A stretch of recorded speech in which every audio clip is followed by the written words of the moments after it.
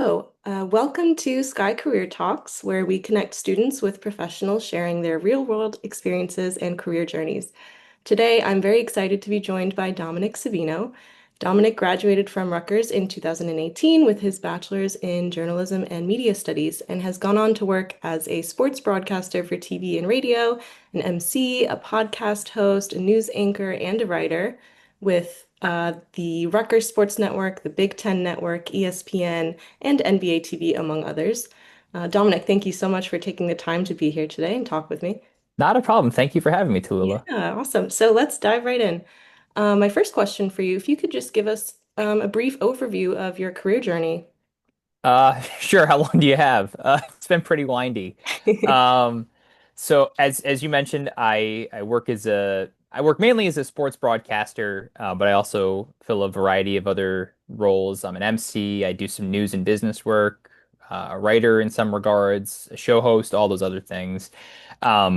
But I came to Rutgers because I have a passion for sports, a passion for broadcasting, and through the 4 years there, I got to learn a lot about everything in this crazy journalism and sports broadcasting world. Uh, when I graduated, I had already lined up some professional work, which is great. But I work now, and I have since I graduated as a full-time freelancer, and I've just added gigs as I've gone along since. And so I'm lucky that I have some employers who I've been with for a very long time since the time I was a student, including Rutgers, Rutgers Athletics, where I get to do the play-by-play on the Big Ten streaming service for like half of the athletic teams that Rutgers has. I'm also a news and business anchor at a national morning show that I interned at when I was a student, and I've just sort of stuck around at ever since. And I've just sort of added year over year. I've added different things as the years have gone on. Um, you mentioned some of the national places I've worked. Like the last few years, I've been a part of the spring game broadcast on the Big Ten Network for Rutgers football, and just sort of what was a small little, cobbling together of gigs has sort of expanded and expanded to something that I can now call a full-time profession, which is pretty neat. Yeah, that's super awesome. And since, you're saying you wear a lot of different hats, it sounds like. So maybe you don't have a normal day on the job one day, but do you think you could talk a little bit about what some of the things you do are, what some of your job responsibilities look like? Sure. You hit the nail on the head. Every day is different for me. I'm my own organizer and secretary too, so I have to keep a calendar on my phone and keep a hard copy as well, just so I make sure I'm in the right place, doing the right job at the right time, or else I would be absolutely toast. But I'll just take for example, like with Rutgers, right? I do play by play for I would say 75 or so games or athletic events a year. And so just a typical, maybe 7 o'clock game, regardless of sport. Um, I'll do most of the work from home, unsurprisingly. And so, on a game day, I'm generally just finishing the preparation that I'll do for the game. It starts a few days before whatever broadcast it is. I'll connect with both programs, Rutgers and whomever they're playing, to talk to their media contacts, get some information from them, set up interviews with the coaches or a player or whomever so that I can get some actual insight about the team more than just statistics and wins and losses. And then on the day of the game, I'll usually put together the rest of my preparation. I have charts or broadcast boards, as they're called. Actually, they're sitting in the backpack. It's right next to my laptop right now. Let me see. Let me find you a good example. And I'll finish putting together something like, let's see. A good one for you. Yeah, this is fine. Something like this, which is a legal size piece of paper Oh. that has anything and everything you could possibly want to know about the teams. This is from a Rutgers Monmouth men's soccer game a week ago now. Hmm. So it's got all sorts of news and notes and stats and figures and quotes, um, plus quotes, the full transcript of a conversation I had with one of the coaches. So I'll finish putting together this. I'll watch some tape of the teams if I haven't seen them yet. In the case of Rutgers, by the time I get to the end of the year, I've probably seen them 7 or 8 times. So I've already been pretty familiar. And then I'll get to the game about 2 hours beforehand, to decompress, get set up, chat with our production team about what we're going to do that night, what we're going to highlight, any graphics, things like that, to connect with my analysts, make sure that we're on the same page as well, and just make sure that I'm by 7 o'clock ready to go for first pitch or opening touch or opening kick or whatever it is. Awesome. Yeah. And so that's sounds really hectic, but it's great that, I mean, you've got it all together clearly. And since there's so many different moving parts, can you maybe talk a little bit about what skills you think are necessary in a career like this? And if you can touch even on tech skills that students should sort of work on honing in? Sure. Yeah. As far as actual tech, like things you could really put on a resume or on a LinkedIn bio, something that's helped me is audio editing. Mm. I had the benefit of not only being a journalism and media studies major, but I also spent all of my 4 years quite literally at the student radio station on campus, WRSU, which is basically across the street from the Sky Building. Um, and I got to learn everything hands-on there as well. Audio editing using programs like Adobe Audition is a huge benefit. It allowed me to get the one big internship that I had when I was a student at the news morning show where I'm still at. And it's relevant in so many different ways. You know, some of the work that I do is putting together a pregame show that airs on one of the local radio stations that airs Rutgers football games. I am the only person who works on the show. So I book the interviews, I write the scripts, I record it all, and I edit it all together as well. And if I did not learn how to edit audio when I was a student at Rutgers, I would probably be toast in that regard. Um, as far as other things go, soft skills, I mean, obviously, if you're going to be a broadcaster, you have to be able to talk for a living, right? But it's more than just being able to talk on a broadcast or whatever setting you're in. You really need to be able to communicate effectively in professional settings, whether it's have a conversation like we're having right now, or be able to have a conversation with a prospective employer, or network with people. Um, Honing those skills and learning from people while you're on campus really helps, right? Because you have to learn the ability to build your own sort of professional network that will allow you to gain some of the opportunities that I've been able to get. There's no telling in any given year with where I'm at right now who or what employer could connect me with a certain opportunity that could lead to something that's been promising. And so learning to edit audio and in some cases video as well, hugely important, but also just getting into the general media landscape, being able to communicate effectively, network, all those things is paramount. Yeah, I really agree that you touched on networking. I think that's something that students now are kind of realizing. Even if you're a student, you need to kind of start doing it pretty soon because it'll help you down the road.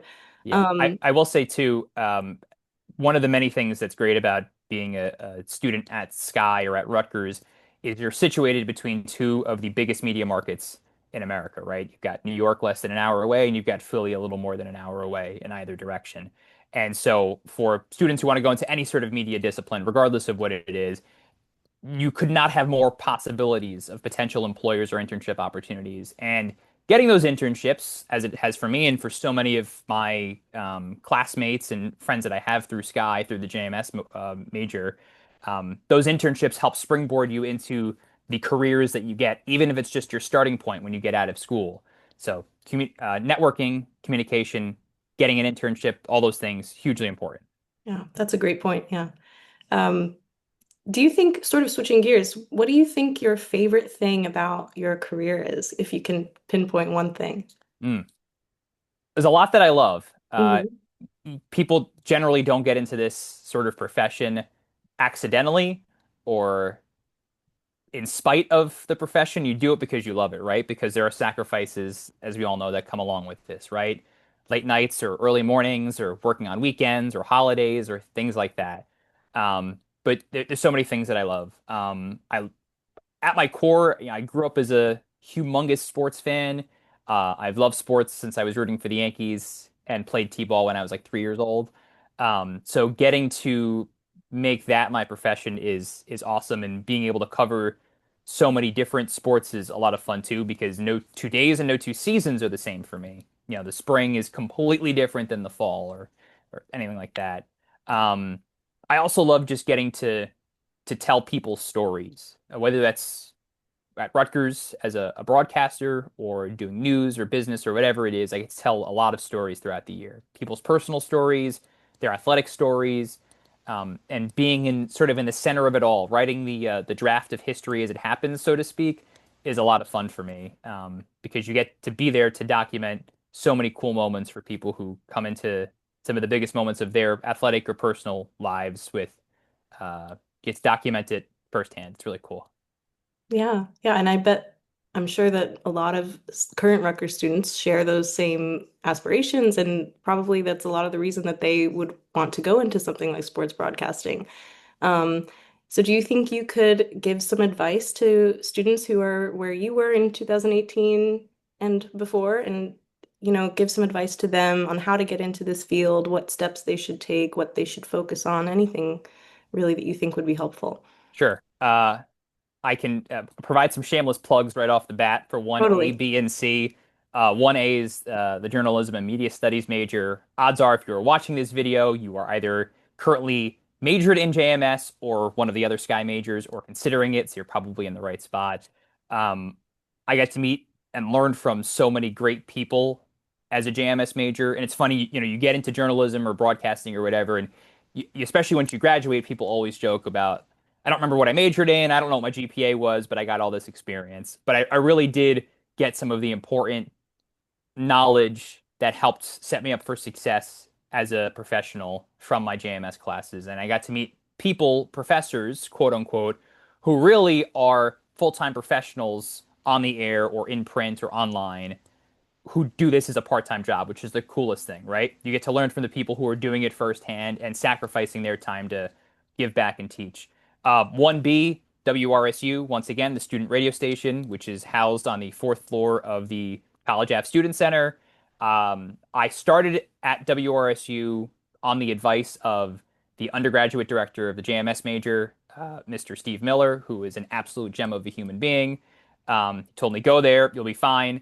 I started there the first week of my freshman year, and my last broadcast there was the week after commencement in 2018.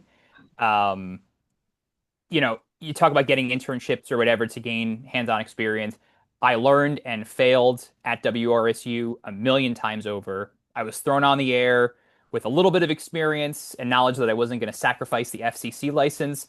But other than that, I got to figure it out for myself, which was really cool. And the faculty advisor there, Mike Pavlichko, who's also a JMS professor, is not only a great friend, but has also been a great mentor for me for a decade now. And you can learn a lot from him because he's had a lot of cool experiences and educational experiences himself. 1C, Our Vision. Our Vision is the is the wing of the Rutgers Athletics department that produces all of the Big Ten Plus broadcasts that I get to do play-by-play for. And the broadcasts that we do for real games of real Rutgers sports are powered by students. There are 4 full-time staff members who organize it, who educate, who make it basically like a hands-on experience. But the students are our replay operators and camera operators and graphics operators and things like that. And so you can go there if you want to work in TV on or off the air and get hands-on experience on campus and paid that can set you up for success and get you employed in this business when you graduate. And we have so many students who have gone on to work in awesome positions, whether it's in live sports or not, because they were students with our Big Ten Plus broadcasts and with our vision.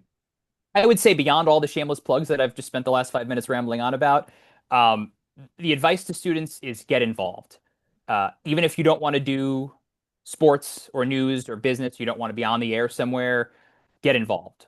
There are so many opportunities on campus to gain experience. If you want to write, there's the Daily Targum. Um, Whatever it is, you can gain the the foundation of your experience on campus in whatever part of the media world you want to get into. You can get that done, and then take advantage. Right, one of the many reasons you should go to Sky, go to Rutgers, is because you are situated smack dab in the middle of two of the biggest media markets in America. You don't have to go to some far off, very cold location to get the experience in a 10-mile radius at some tiny little media outlets. You can go to some of the biggest media outlets in the world just by hopping on the train. So get an internship, gain experience, network with Rutgers alums who work in those markets because once you build your professional brand, your professional network, once you get out of college, it will set you up for success. Some of it you can expect, and some of it you could never even imagine. You put yourself in the position to be lucky or to luck into something, and it all starts by creating a strong network and gaining the experience.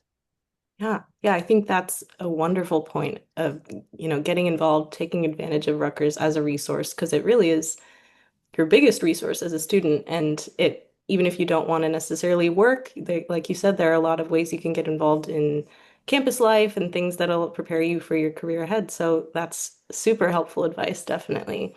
Um, and finally, is there anything else that you want, any other shameless plugs or anything that you didn't get to talk about? Yeah, I think I've covered all of them. I've been pretty Amazing. shameless at this point. No, I would say, I guess just sort of generally speaking, whether you're a Sky student or whatever, there's so much to take advantage of at Rutgers or at this time in your life, right? As a college student, right? You don't have to worry about being employed full time, right? Um, you're on this campus that has tens of thousands of students who are like-minded, who are there to get a great experience, right? Have some of the best years of your life, but also set yourself up for the next chapter of your life, right? So make the most of all of it, right? Get out in the world, get out in the Rutgers community and do everything you can, right? And find your niche in the university too, because those are where you make some of the friends that you keep for the rest of your life. I got married earlier this year and three of the people, thank you. Uh, three of my groomsmen were guys that I met at Rutgers, and one of them being somebody who I was at WRSU with from the time that we were underclassmen at Rutgers. And I'll say too, don't underestimate your Rutgers network either, right? Like, if you have a question or you want to get into something or whatever, odds are there is somebody that you know or somebody that you know also knows, a friend of a friend who can help sort of put you in the right direction, right? Like, I know that if I wanted to get into any sort of aspect of the journalism world, all I need to do is send an email or call Steve Miller, and he can give me a list of five different people or connect me with five different people who will probably put me on the right path. So don't underestimate it. There's a reason you go to Rutgers and you have the Rutgers edge. Take advantage of it. Awesome. That's amazing. Yeah. That concludes our questions for today. I want to thank you again so much for taking the time to talk with me today. Um, and to those watching, I would say go look at other videos, take a look around, see what you're interested in. And thank you so much.